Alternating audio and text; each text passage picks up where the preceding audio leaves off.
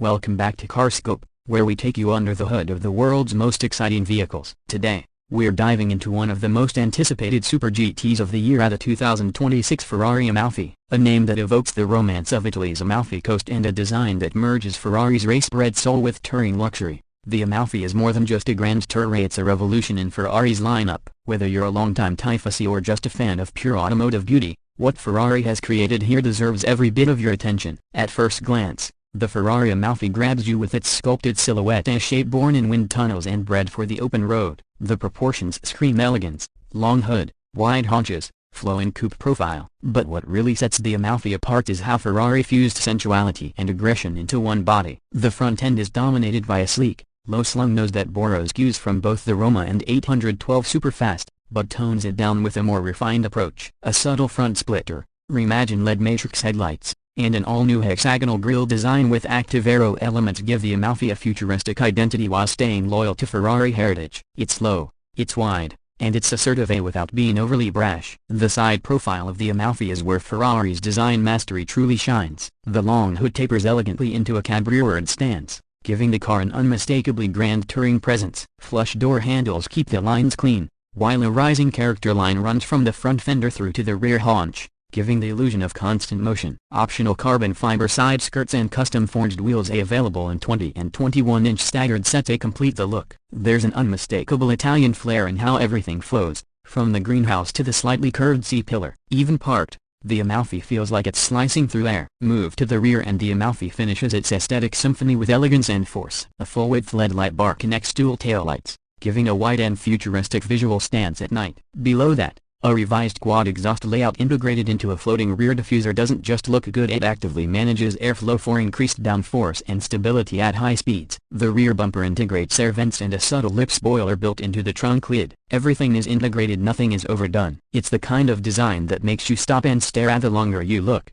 the more you notice. Step inside, and the Amalfi greets you with what Ferrari calls tailored minimalism. This isn't just a cabin, it's a cockpit designed to enhance every sensory experience. You're immediately enveloped by the sweeping dashboard that combines leather, Alcantara, and aluminum in a flowing dual cockpit layout. The digital cluster is fully customizable and now features 3D navigation and track telemetry. A secondary passenger screen allows your co-pilot to engage with media, performance data, and even control interior functions. The central tunnel features capacitive controls, though Ferrari has thankfully kept a tactile, metallic start button and rotary knobs for drive modes. The seats are sculpted to provide grand touring comfort while holding you firm during spirited drives. Fully adjustable, ventilated, and available in multi-tone Italian leather, they redefine the meaning of long-distance luxury. Ferrari offers a new color palette for the Amalfi, including a rich Azzurro Riviera and deep Nero Rosso with contrast stitching. The cabin isn't just beautiful, it's quieter too, thanks to improved sound deadening and dual-layer laminated glass, something we don't often talk about in Ferraris,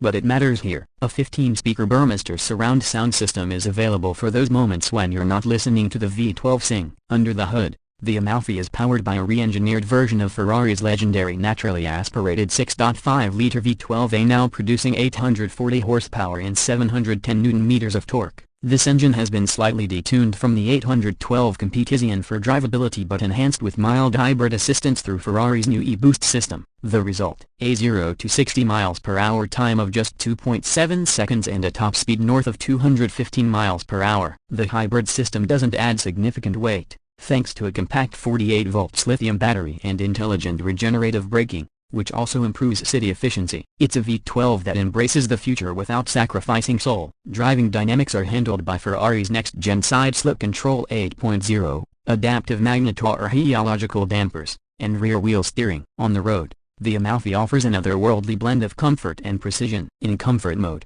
the ride is compliant, smooth, and quiet, ideal for covering long distances. Switch into sport or race mode, and the car tightens up dramatically, with sharper steering response, reduced body roll, and rapid gear changes via the 8-speed dual-clutch transmission. It's a genuine Jekyll and Hyde experience, a cruiser when you want it, a beast when you need it. Ferrari has taken significant steps in improving the everyday usability of the Amalfi. Ground clearance has been subtly increased compared to the 812, and there's a new front lift system that activates quicker and can now memorize locations. The boot space is generous for a Ferrari GT, with room for 2 weekend bags, and the rear seat delete option lets you turn the rear into additional cargo space. It's not practical in the conventional sense, but for a V12 Ferrari, it comes shockingly close. Let's talk numbers. The 2026 Ferrari Amalfi starts at approximately $450,000 before options. However, Ferrari being Ferrari, the average customer is expected to spend over $550,000 once customization, exclusive trims, and special paint options are included. The launch editions will include special badging, unique forged wheels, and exclusive interior themes. Orders are already filling fast, with allocations reportedly sold out through late 2027 for major global markets. Ferrari's personalization program, Atelier Ferrari, will let owners configure every element down to the stitching pattern on the seats, ensuring no two Amalfi models are the same. Ferrari has also confirmed that the Amalfi will not be a limited production vehicle, but it will be built in relatively low numbers to preserve exclusivity. In terms of competition, the Amalfi goes up against the likes of the Aston Martin DBS, Bentley Continental GT Speed, and perhaps even Lamborghini's upcoming Hybrid GT. But none of them offer what the Amalfi brings: a naturally aspirated V12 paired with Ferrari's newest performance software suite, a design language that speaks both heritage and modernity, and a cabin that finally embraces luxury and tech on equal footing. So who is the Amalfi really for? It's for the Ferrari owner who wants something softer than the SF90, more refined than the 812, and more usable than the Roma. It's a gentleman's grand tourer with a wild side, elegant but explosive, composed but charismatic.